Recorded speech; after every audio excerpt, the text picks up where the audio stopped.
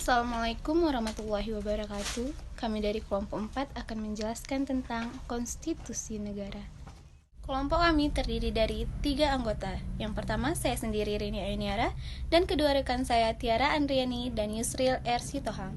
Materi pertama akan dijelaskan oleh saudari Tiara Andriani. Baik, saya akan menjelaskan tentang konstitusi negara.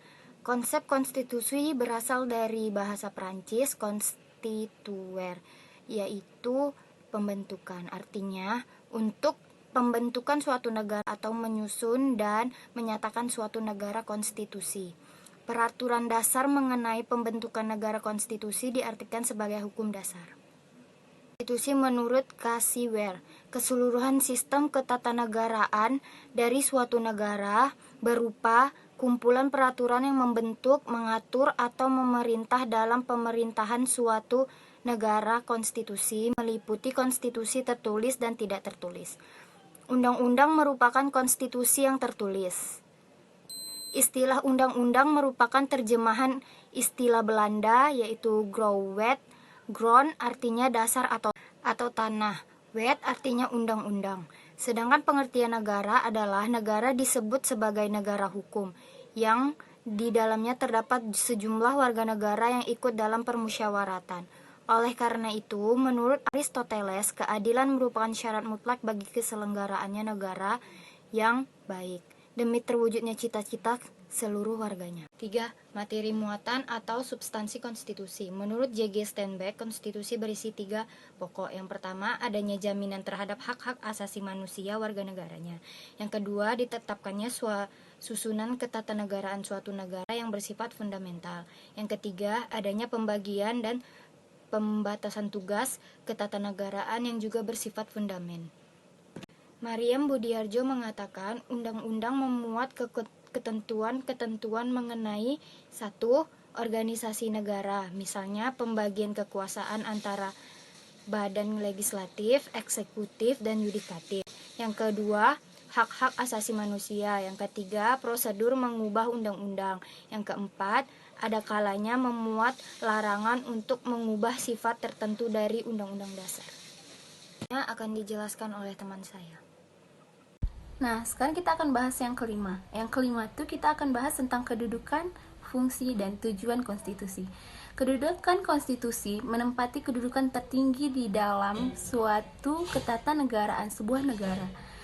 Yang pertama adalah hukum dasar, karena berisi tentang aturan-aturan dan ketentuan tentang hal-hal mendasar dalam kehidupan suatu negara. Kedua, tentang hukum tertinggi, sebagai hukum tertinggi.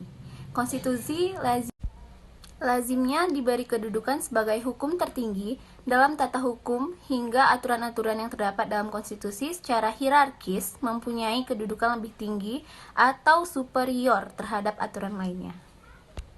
Nah, selanjutnya kita akan bahas tentang fungsi konstitusi negara. Yang pertama, sebagai penentu atau pembatas kekuasaan.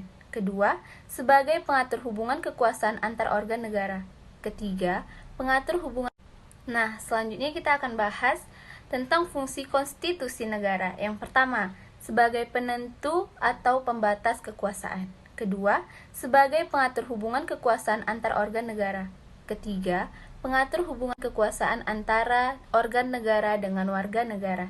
Dan yang keempat, sebagai pemberi atau sumber legitimasi terhadap suatu kekuasaan negara ataupun kegiatan penyelenggaraan kekuasaan negara. Konstitusi Negara Indonesia adalah Undang-Undang Dasar 1945 yang untuk pertama kali disahkan oleh PPKI tanggal 18 Agustus 1945. Dalam tata susunan peraturan perundang-undangan negara, Undang-Undang Dasar 1945 menempati tingkat tertinggi. Menurut jenjang norma hukum, Undang-Undang Dasar 1945 merupakan kelompok aturan dasar pokok negara yang berasal di bawah Pancasila sebagai norma dasar. 6. Perubahan Undang-Undang Dasar 1945 dan hasil-hasilnya. Istilah perubahan konstitusi mencakup 2 pengertian. Amandemen konstitusi perubahan yang dilakukan merupakan addendum atau sisipan dari konstitusi yang asli. konstitusi yang asli tetap berlaku. Sistem perubahan ini dianut oleh Amerika Serikat. Pembaharuan konstitusi perubahan yang dilakukan adalah baru secara keseluruhan. Yang berlaku dalam konstitusi yang baru yang tidak ada kaitannya lagi dengan konstitusi lama. Sistem ini dipakai di Belanda, Prancis, dan Jerman. Secara filosofis, konstitusi sebagai landasan kehidupan bernegara harus senantiasa menyesuaikan dengan pengembangan yang terjadi di masyarakat. Perubahan Undang-Undang Dasar 1945 dimaksudkan untuk mengubah dan memperbaharui konstitusi negara Indonesia agar sesuai dengan prinsip-prinsip negara. Demokrasi. Adanya perubahan terhadap Undang-Undang Dasar 1945 diharapkan semakin baik dan lengkap menyesuaikan dengan tuntunan perkembangan perubahan Undang-Undang Dasar 1945 menggunakan sistem addendum. Perubahan terhadap Undang-Undang Dasar 1945 dilakukan oleh MPR sebanyak 4 kali. Perubahan pertama, Sidang Umum MPR tahun 1999 disahkan 19 Oktober 1999. Dalam Sidang Umum tahun 1999 mengeluarkan putusan mengenai perubahan yang kemudian dikenal dengan perubahan pertama atas Undang-Undang Dasar 1945 tersebut diambil dalam suatu putusan majelis. Perubahan pertama yang telah diamandemenkan sebanyak 9 pasal. Perubahan kedua, Sidang Tahunan MPR disahkan tanggal 18 Agustus tahun 2000. Dalam Sidang Tahunan mengeluarkan putusan mengenai Undang-Undang Dasar 1945 dengan perubahan yang kemudian dikenal dengan perubahan kedua. Perubahan ketiga, Sidang Tahunan MPR disahkan 10 November tahun 2001. Mengeluarkan putusan mengenai Undang-Undang Dasar 1945 dengan perubahan yang kemudian dikenal dengan perubahan ketiga yang diambil dan ditetapkan tanggal 10 November 2001. Perubahan yang ketiga ini telah diamandemenkan sebanyak 23 pasal. Perubahan yang terakhir, Undang-Undang Dasar 1945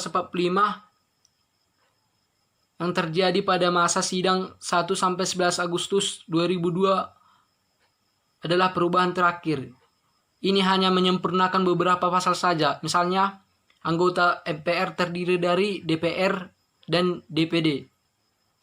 Perubahan terhadap Undang-Undang Dasar 1945 dilakukan oleh MPR sebanyak 4 kali. Perubahan pertama, Sidang Umum MPR tahun 1999 disahkan 19 Oktober 1999.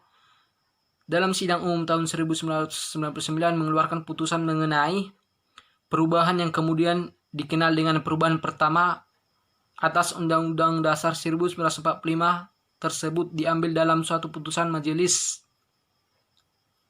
Perubahan pertama yang telah diamandemenkan sebanyak 9 pasal. Perubahan kedua, Sidang Tahunan MPR disahkan tanggal 18 Agustus tahun 2000. Dalam Sidang Tahunan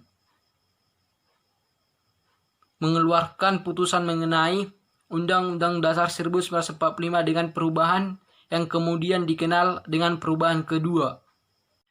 Konstitusi yang pernah berlaku di Indonesia. Dalam sejarahnya, sejak proklamasi 17 Agustus hingga sekarang, di Indonesia telah berlaku 3 macam Undang-Undang Dasar dalam 4 periode, yaitu periode 18 Agustus 1945 sampai 27 Desember 1949 berlaku Undang-Undang Dasar 1945. Terdiri dari bagian pembuka, batang tubuh 16 bab, 37 pasal, 4 pasal aturan peralihan, 2 ayat aturan tambahan, dan bagian penjelasan. Periode 27 Desember 1949 sampai 17 Agustus 1950 berlaku Undang-Undang Dasar Konstitusi RIS. Undang-Undang Dasar RIS terdiri atas 6 bab 197 pasal. Periode 17 Agustus 1950 sampai 5 Juli 1959 berlaku Undang-Undang Dasar sementara yang terdiri atas 6 bab 146 pasal. Periode 5 Juli 1959 sampai sekarang kembali berlaku Undang-Undang Dasar 1945. Khusus untuk periode keempat berlaku undang-undang dengan pembagian Undang-Undang Dasar 1945 sebelum perubahan, Undang-Undang Dasar 1945 sesudah perubahan. Undang-Undang Dasar hasil perubahan disebut Undang-Undang Dasar Negara Republik Indonesia tahun 1945.